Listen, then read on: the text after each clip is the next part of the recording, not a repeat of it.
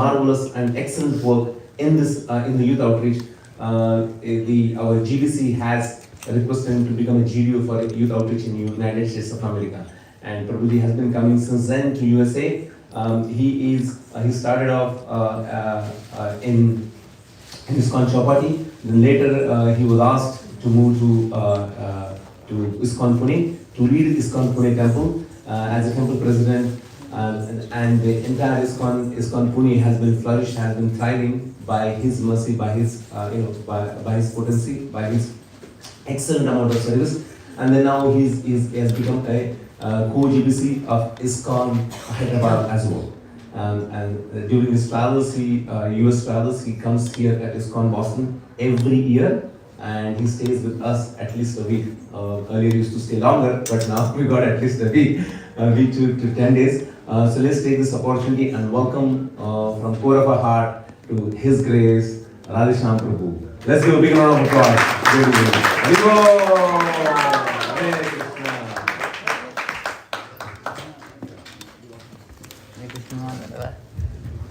Disciple of Radha? Radha? My favorite.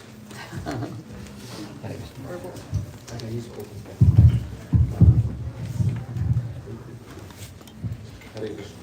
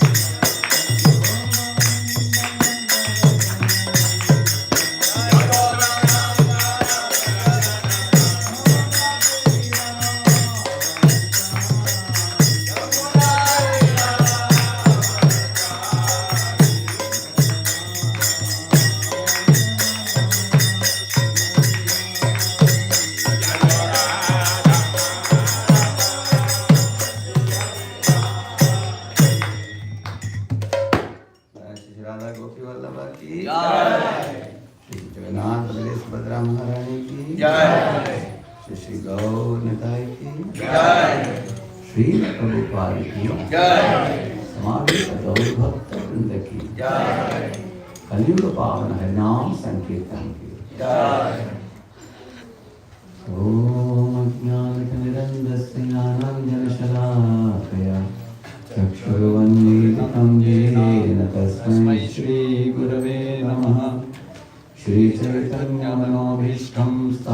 व्यक्तं येन भूतले स्वयं रूपः कदा मह्यं ददाति स्वपदान्तिकम् वन्देऽहं श्रीगुरुः श्रीयुतापदकमलं श्रीगुरून् वैष्णवांश्च श्रीरूपं साग्रजातं सहगणरघुनाथान्वितं तं सजीवं साद्वैतं सावधूतं परिजनसहितं कृष्णचैतन्यदेवं श्रीराधा कृष्णपादान् सहगणललिता श्रीविशाखान्वितांश्च नमो विष्णुपादाय कृष्णकृष्णाय भूतये श्रीमते भक्तिवेदान्त स्वामिनिति नामिने नमस्ते सारस्वते देवे गौरवाणी प्रचारिणे निर्विशेषशून्यवादी पाश्चात्यदेशतारिणे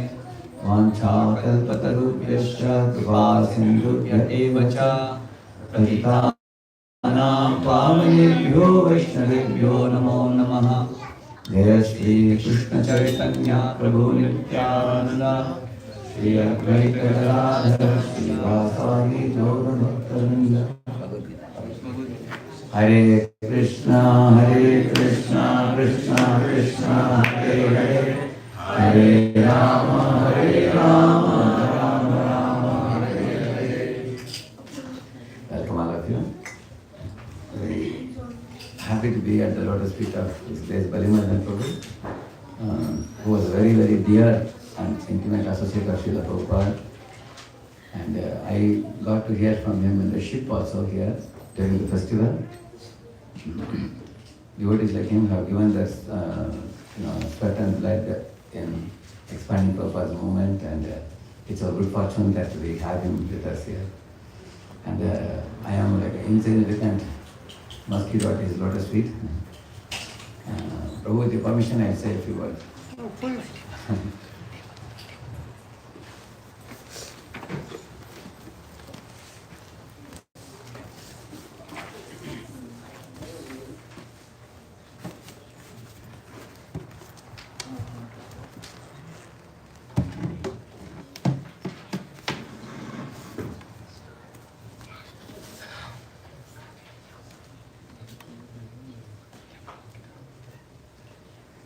I'm going to share with you a very interesting and very important question that most people ask nowadays. Especially when I go to the universities in America, many people ask this question. Whether everything is destined, are we product of destiny, or do we have any free will at all to do what we want to do? Because many people have a feeling that they are under control of many factors. Therefore, I thought I will say a few words about it.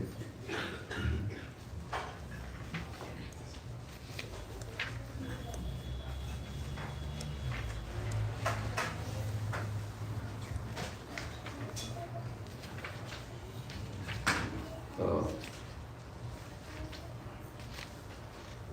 in Krishna spoke this famous verse, this is 18.63. You recite this verse, 18.63. इति ते ज्ञानमाख्यातम्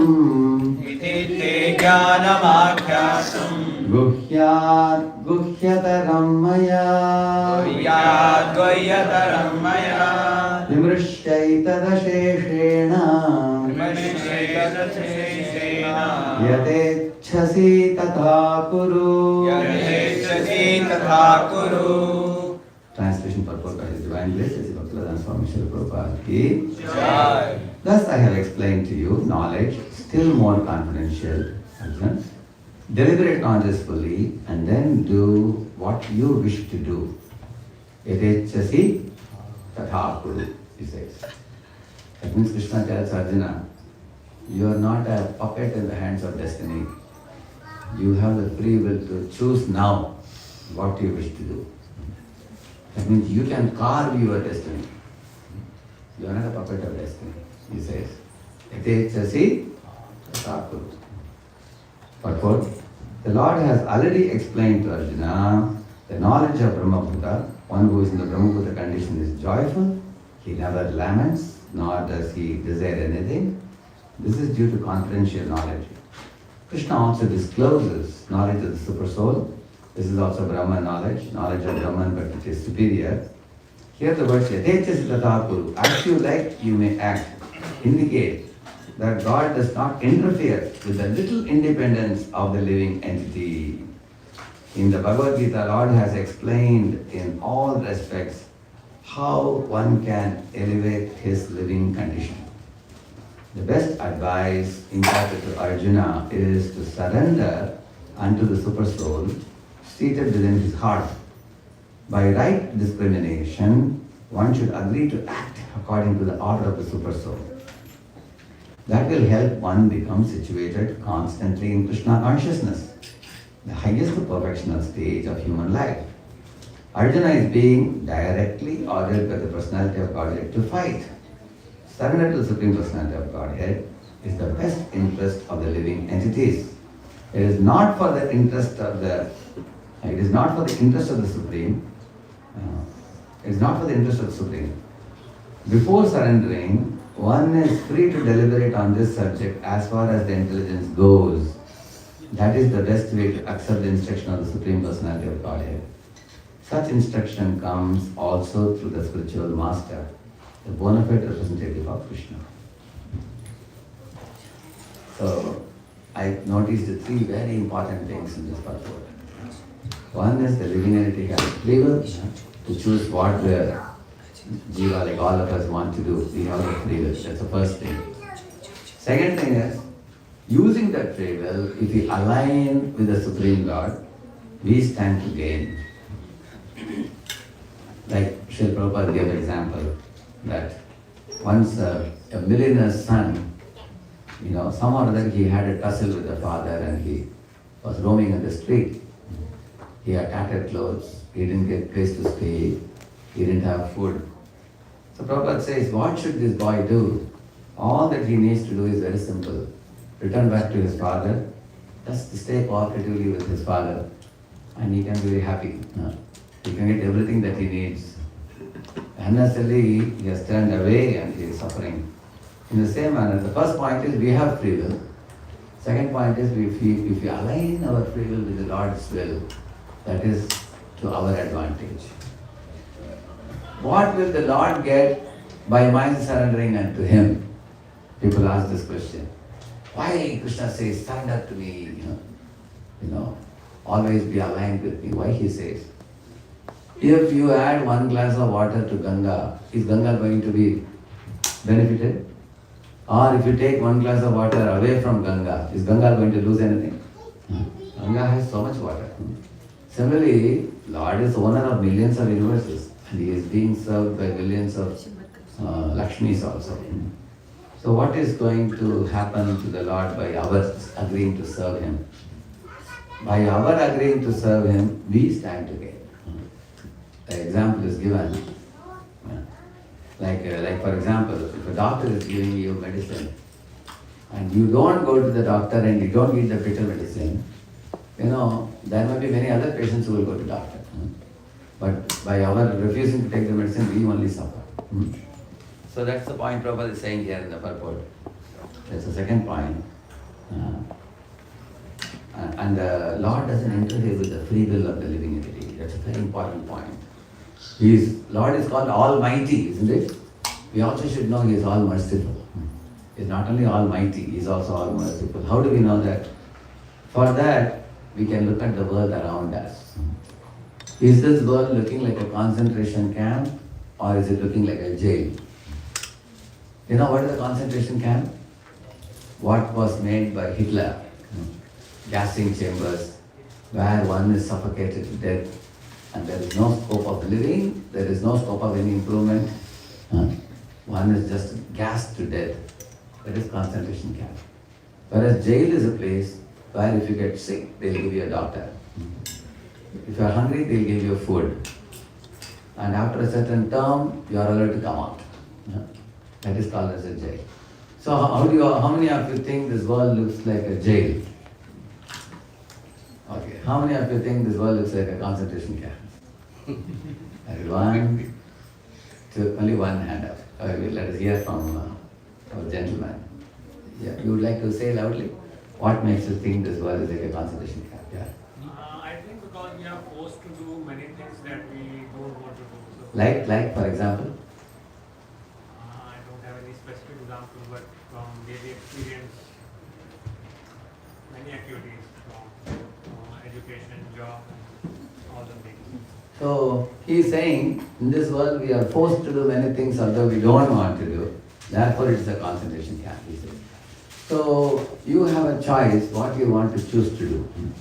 Say if you get carried away by your bad association around you, that is your choice. Like for example, Karna, in the Mahabharata, we hear that he got carried away by Duryodhana's association. So he also got destroyed. Vibhishan was in Lanka in Ramayana, we read. He was the brother of Ravana. Although Ravana gave him a big post as a minister, and he gave him a lot of wealth, lot of prestige, lot of respect, and he was like the right hand of Ravana. But Ravana was doing the wrong thing, unethical thing, bringing Sita. So all ministers were yes men who nodded their head to Ravana, except Vibhishan. Vibhishan spoke the truth and said, brother, you may be giving me a post, position, money, everything is all right, but I have to speak the truth to you. You have to hand over Sita back to Ram. So Ravana kicked him on his chest. Is that in Ramayana? I told him, everybody is cooperating with me, you don't cooperate with me, now I throw you out of the post. Get out of here. So Vibhishan left everything. He left the palace, left home, left wealth, everything. With bare hands, he came to that ground. That is Sarvadharman Parityaja. Mamekam, like he did. So Vibhishan did not worry, left everything and came. But then you can see because he aligned with the Lord's will, he was willing to forego all amenities, facilities, prestige, status, everything. So then Lord awarded him the position of the next king. Actually, he walked the righteous path. So if you want to walk the righteous path and you align with the Lord, you can lift yourself above all the challenging situations in this world. All challenging situations in this world are comparable to muddy pool of water. And you can be like a lotus. Lotus never turns back to get, stooped in the mud. It always goes up. And while going up, the lotus associates with the sun. So Krishna is compared to sun. Krishna Surya Sama Maya Haya Andakar Yaham Krishna Taha Nagi Maya Adhikar. That's a verse. It says Krishna is like the sun, Maya is like darkness. Where there is sun, there cannot be darkness. So when the sun, when the lotus, which is a bud, when it goes up and associates with the sun, it blossoms and gives out fragrance and honey also. Similarly, if you associate with Krishna and align with His will, then you can also blossom in your life. And you can give out fragrance and honey and valuable things for the contribution of everybody. By giving out honey, the honeybees are coming and drinking honey. And many humans are able to experience the fragrance. And the lotus can be offered to Lord Krishna, right now. On the other hand, the muddy pool of water, all around the lotus is not blaming it. Correct, no? Is the lotus saying that, you see all of you guys, I am born in the midst of muddy pool of water, so I stoop back into the mud. He doesn't say that. He comes out of the mud. So, in America only, there were two sons of the same father, who was a great drunkard. And he died also due to too much drinking. So the staff reporters came to meet the two sons, because the first son again became a drunkard also. But the second son completely avoided drinking. So they asked both of them a question. The first son said, my father spoiled me, he said. And because of his habits, I got degraded also. I am also suffering now, he said. The second son became a very big high court magistrate. So the staff reporters asked him, how is it that you never drank? He said, I learned from your father what not to do, he said.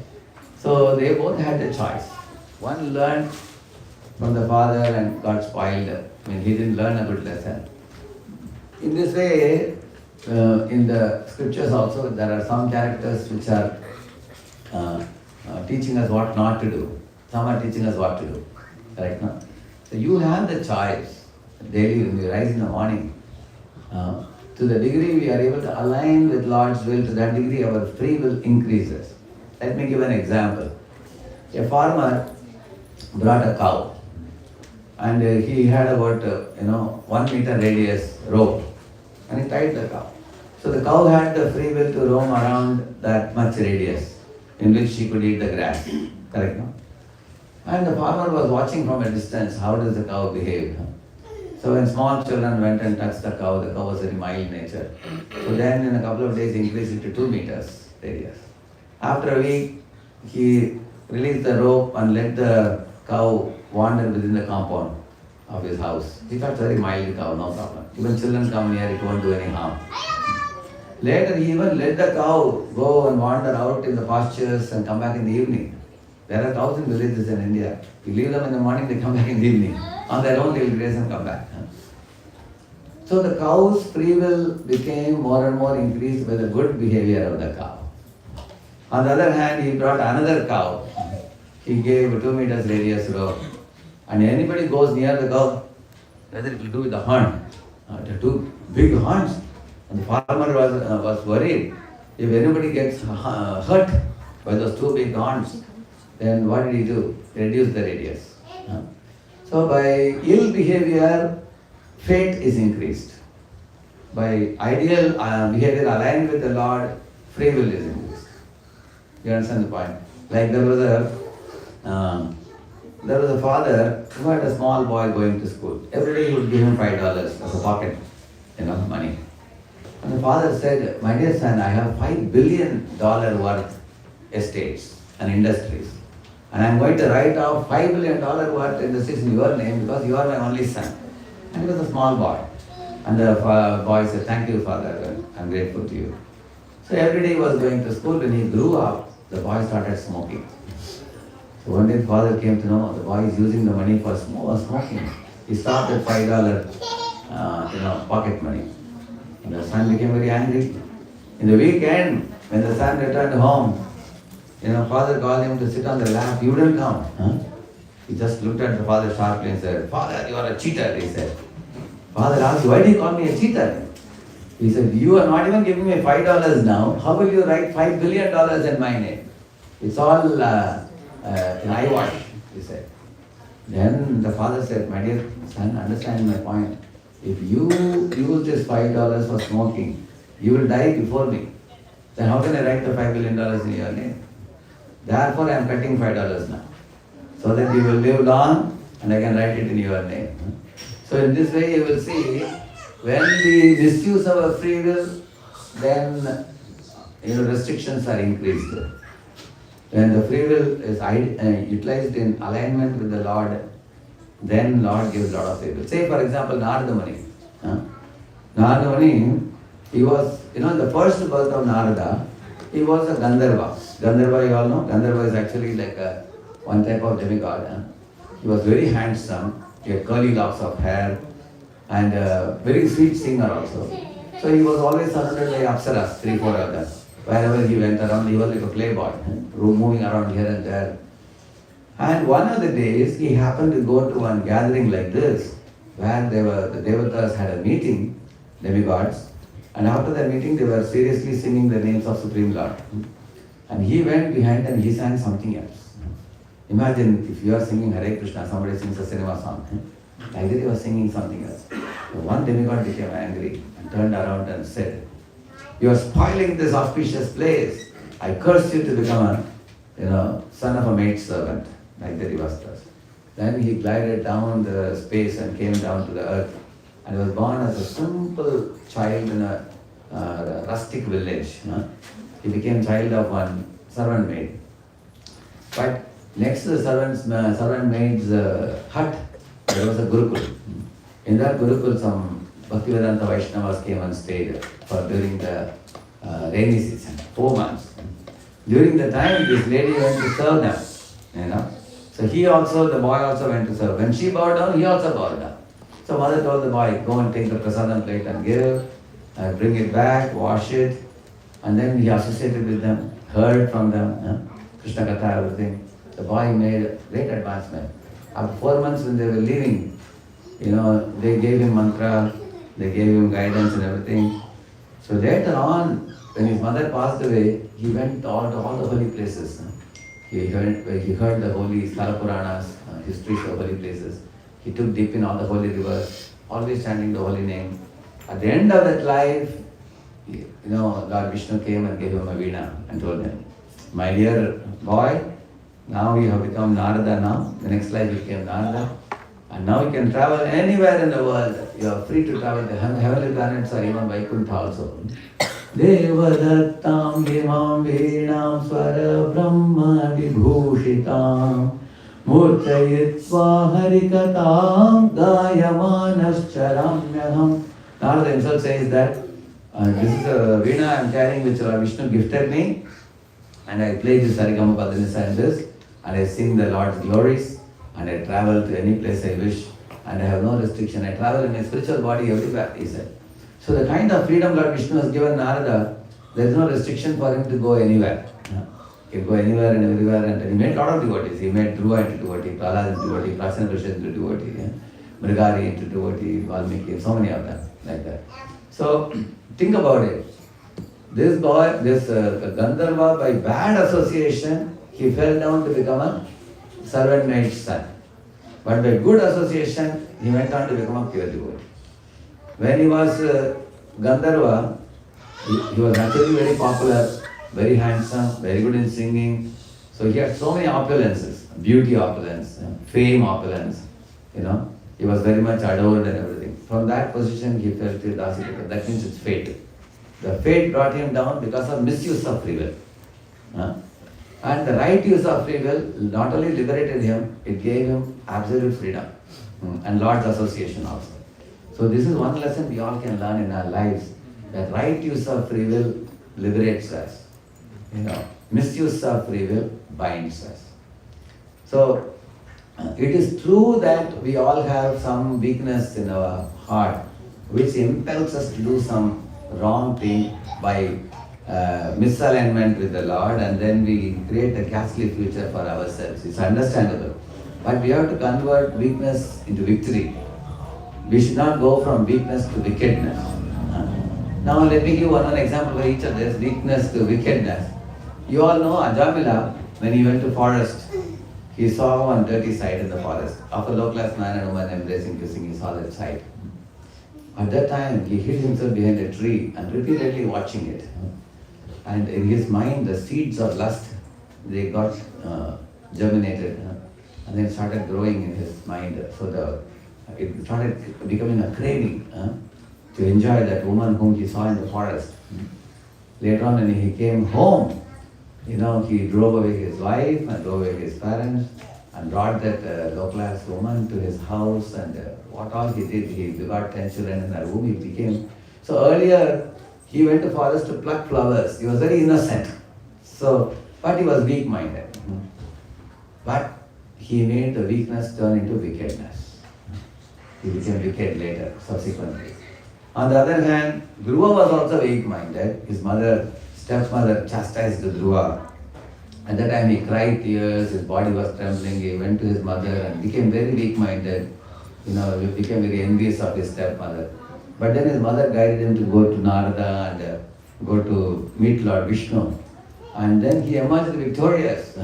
He got darshan of Lord Vishnu and he attained the Dhruva Loka. He became king of the whole world. Became very dear to Narada and all the devotees. So Dhruva Maharaj converted weakness into victory by right use of free will. Ajamila, by misuse of free will, from weakness he became wicked. Dhritarashtra also. What was his weakness? He was attached to his son, Duryodhana. He knew that Duryodhana is wrong, but he couldn't correct him. He was attached to making him the king. So because of that, Dhritarashtra became more and more wicked, hatching plots to kill the Pandavas, along with Duryodhana. Duryodhana was active envy, Dhritarashtra was passive envy. Both were envious actually. So therefore, Dhritarashtra's entire dynasty got destroyed by wickedness. I'm going to conclude in 2 minutes and I'm going to take the questions. So, what I began the talk with today was, we are not puppets in the hands of destiny. We are creators of our destiny. We can carve our destiny. How? Yate chasi tatha kuru. Use your desire carefully. How to use it carefully? Therefore, we need the wisdom and willpower to make the right choices. Wisdom comes from study of the Bhagavad Gita. Willpower comes by regularly coming to temple and associating with devotees. So when we have the wisdom and willpower, these two things can help us make the right choices in life. And right choice means alignment with the Lord. Wrong choice means misalignment with the Lord. So here Prabhupada says that yes, we all have the free will. Lord doesn't take away the free will. He doesn't force us to surrender to Him. It is in our interest that we surrender to Him. Actually, Lord doesn't need us, but He wants us. We need the Lord, but we don't want Him. How surprising it is. You appreciate this point? Lord doesn't need us. He has millions of servants already. But He wants us for our good. And we need Him desperately. Without Him, we can't breathe the air we breathe. Water we drink, the potable water from the rain. We can't eat the grains. We need Him the most. But we don't want Him. We want to turn away from Him. So, we should give up that audacity or adamant tendency to turn towards Him and walk towards Him by aligning with His good instructions. So let us take some discussions. Hare Krishna. Prabhu. I'll give you the mic. Prabhu, free will. Prabhu, free will in real life, take in India, most of the attitudes or friend circle or everything is formulated by the time free will, one realizes the free will. So, for example, in the childhood, depending upon the school, the area you live, and neighbors, and when you finish the school, parents want you to become an engineer or doctor, or it's a kind of a thing like that. After that, you have arranged marriage, and you don't even know what is going on in the life. And if you see a typical situation, but by the time one realizes the free will, everything is established. Everything is established, and he is in the middle of the ocean. So where is the free will here? See, when you are traveling in a plane, say for example you are traveling from say Boston to California, you are traveling. So you are boarding the plane. Once you board the plane, until you get down, you have no other way. Your destiny is fixed. You are going to get down. But while in the plane, you can do two things. You can make very good friends with your neighbor. Maybe when you get down, you may become such good friends that he may become your business partner. And you may both make big profits. Possible or not? Possible, right? On the other hand, you can pick up a quarrel with the neighbor. It can become a very big quarrel. So much so that the airport authorities have to come and get some things signed and filled up from you and take some action. That can also happen. And it may waste your time, his time. So, which means within destiny, there is free will available. For example, there are many youngsters sitting also here today.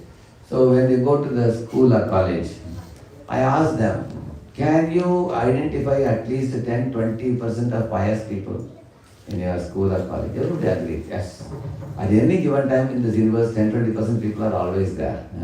People who are in. So when I was in my college, what I did, two types of people I looked for. One is very good in studies, one is very good in devotion. So one boy this side, one boy this side. So this fellow will keep on telling me about studies. He will keep on telling me about God. So these are the two important things for us in our life. If you study well, you have a bright career in this world. If you take care of your relation with God well, you have a bright career ahead of death. So this is like a railway line. When you have a railway line, it can take you to the destination safely. I easily found out good friends in my school days, in my college days. And if I am going to be blaming about the other boys who are hanging around in the class during free periods and gossiping, you can always blame. Blaming is very easy. There is one famous Andrew Carnegie, very big industrialist. He made a mention that he had at one time more than 50 millionaires working under him.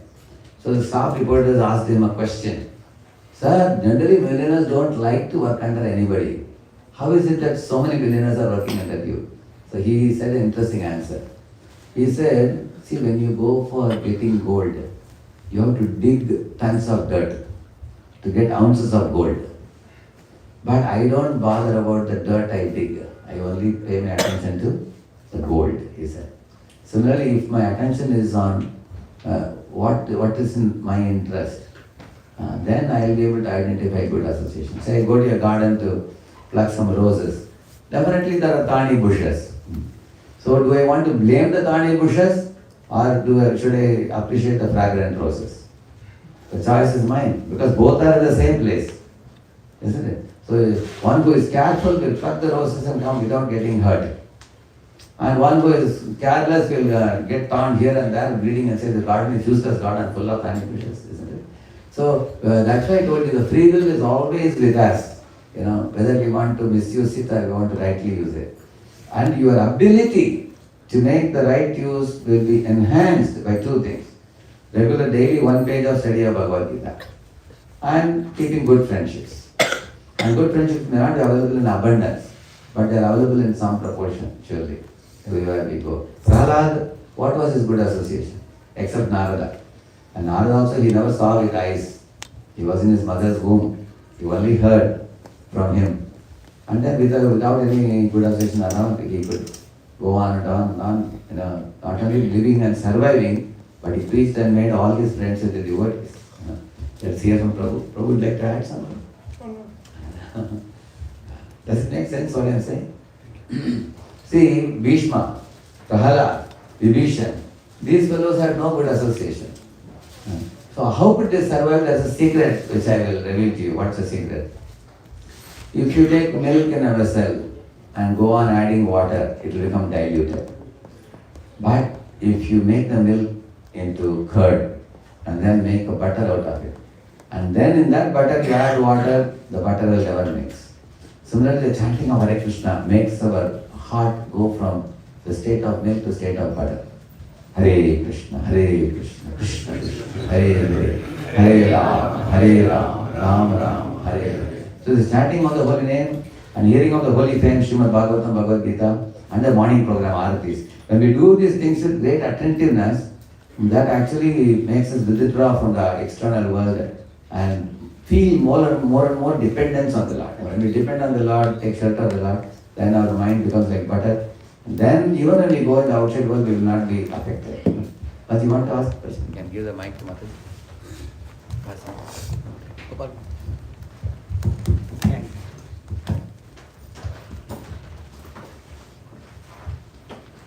Hare Krishna Prabhuji, Dandavat Pranam.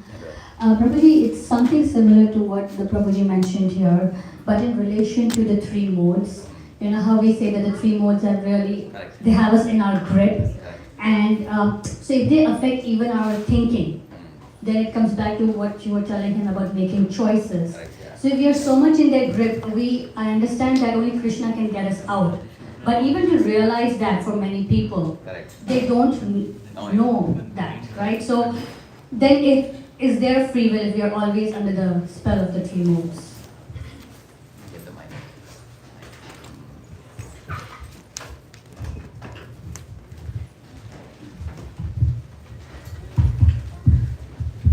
See, the lower modes lead us to suffering. Correct, no? Like for example, the mode of passion and mode of ignorance, they both. For example, a person who is in mode of ignorance is confused, indecisive, panicky, and insecure and depressed. And they take sometimes a lot of sleeping pills and so many things like that. And they suffer. We have seen them suffering like that. Similarly, person in passion is greedy, competitive, angry. He tries to climb the ladder of success, even climbing on others' heads also. He's very selfish and everything. So, because of these natures, these two people, they terribly suffer in this world. When suffering comes, there are two directions they can take.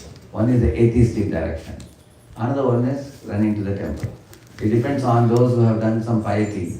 They go to temple when they suffer. And those who have been atheistic, then they resort to drinking, smoking, drugs, and try to suppress the suffering. Correct, no? That's what they try to do. They suppress suffering. And then when eventually that drains out, again they come back to, they continue struggling in this world. Now those who are suffering like animals, like by drinking, smoking, drugs and everything, they're going down. It appears like, it's like a bottomless hole, They have no hope of coming out. But generally a suffering person, tries various options. You will see that. Because even drunkards at one point of time, they realize that it is damaging the family, damaging their health, it's damaging their money and everything. They understand. That there is one point of time where the jiva at least makes a turn towards God. Unless one is a very serious demon, correct? No? Common people can turn. So at that time, the only one thing that can elevate a person is good friendship. If there is some conflict, there was one boy in our college days. He was drunk fully and lying half body in the gutter, half body out. He was screaming, catching his liver. So I caught him with the hand and pulled him out of the gutter. And I asked him, why did you drink like this? You are suffering. He said, who said I am suffering? He was saying. He was actually suffering, but his ego prevented him from admitting that he is suffering like that. So, naturally, we all have some good well-wishers in our lives. It can be mother, father, it can be brother, sister, it can be friend circle, somebody. When they see us suffering, they are likely to do some good, and that good friendship becomes an opposite. Like Prahlada's friends, they had no good friendship. I mean, Prahlada's friends, they were all demons, but they got one good Prahlada in their midst. Similarly, Ravana and all the other fellows were all nasty fellows, but they had one good soul, Vibhishan. Correct, no? Similarly, you find Duryodhana, Dushasana, Shakuni, Karna, they were all bad guys, but they had one, Vidura in their middle. And they had one great Vishnu Pitama in their midst. So you will always find that when we are getting into wrong tracks, we have good Sangha available for us at that time. When we suffer terribly and become helpless, there is a great likelihood that we may turn to the good association. And if we don't turn, then if we are in passion or ignorance, we think we are enjoying. But we actually don't enjoy. Like a pig, for example, is living in a ditch, it's eating stool and nasty life. Prabhupada says, but the pig is very happy, he says, because the pig is very fat. He's thinking, I'm very happy. So he's happy in illusion. Like we say, ignorance is bliss. But it's not that pig is suffering. Who knows pig is suffering? Only a person in goodness. As far as pig is concerned, he is happy in illusion. Same way, people in passion work very hard. They get thrilled in working hard. There are people, 16 hours a day they work. This means God is giving people happiness as per their standard. For a person in ignorance, God gives happiness in the platform of ignorance. And for a person in passion, He gives happiness in the platform of passion. But by some unimaginable good fortune, he meets a good friend. Gradually he begins to understand that in the long run I am suffering. It appears like I am enjoying instantly. But the long-term life when I see I am suffering, because a drunkard can never be happy in the long run. Correct? Huh? So that can only come from good association. Sripad Ramanujacharya says, put yourself in the midst of good association of devotees, like in the temple hall.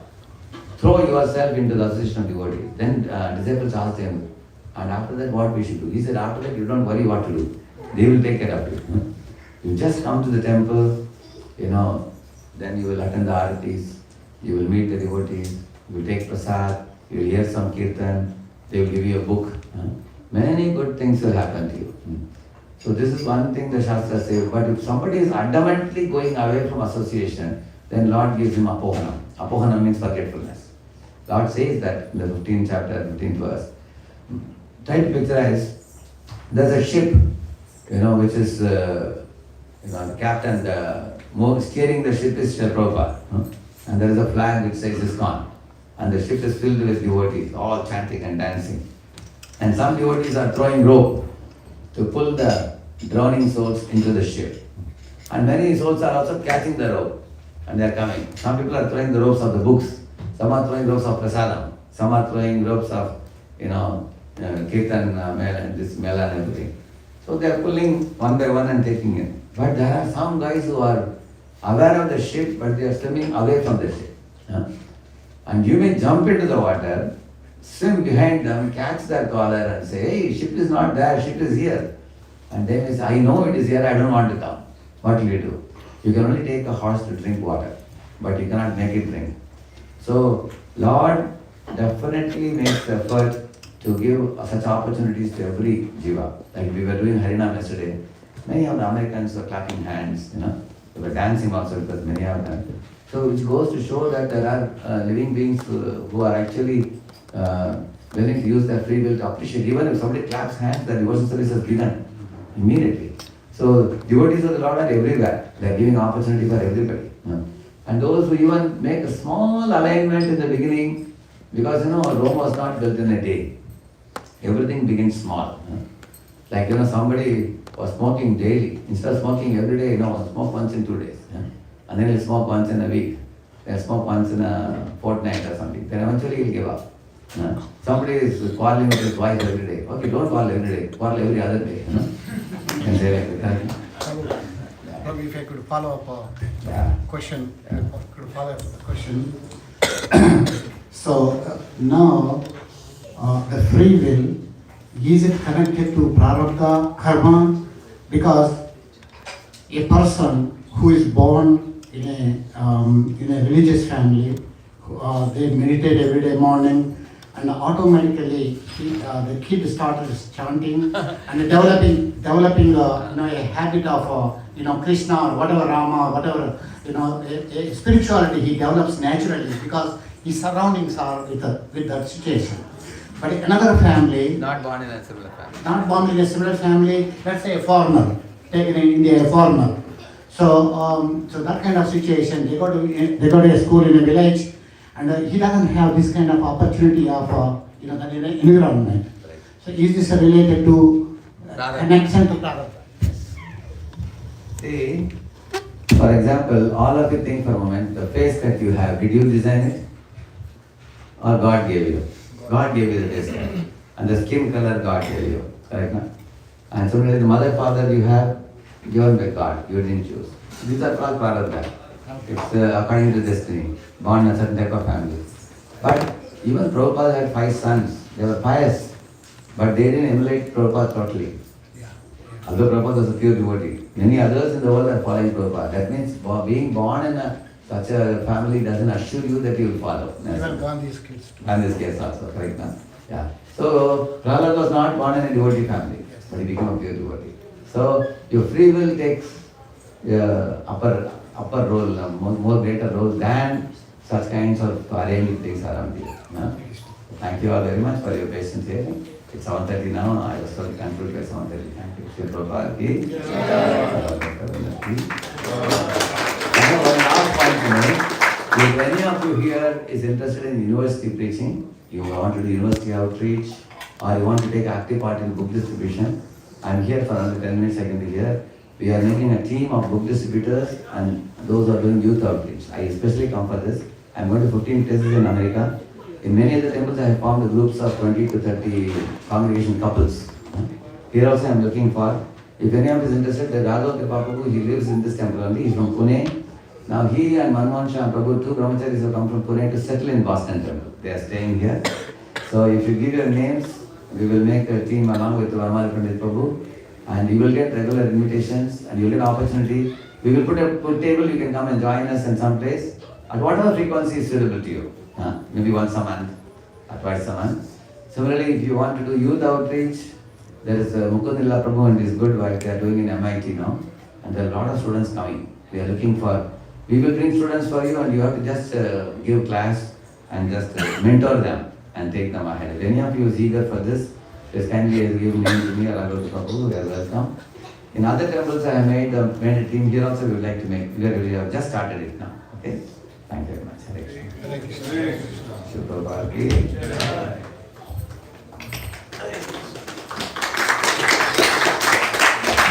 Hare Krishna, everybody.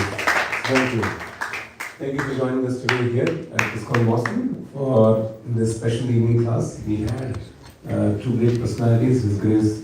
We have Banimadan Prabhu, and followed by that we have His Grace Radheshyam Prabhu. So please feel free to take advantage of their association. Radheshyam Prabhu has just announced if anybody would be interested in youth outreach, youth preaching, and if you do not know what to do and you're clueless, you know, but you have a zeal, you have interest, then please see him. He'll guide you, he'll handhold you, and we can take you on this path of reaching out these all innocent souls who wants to be closer to God, be closer to Krishna. Thank you once again for joining us here. So let's give a big round of applause to our special guest, His Grace Radheshyam Prabhu. Now let's place our thanks and gratitude to him. next year. Thank you. Hare Krishna. Now we will head for the food prashadam. So we'll go,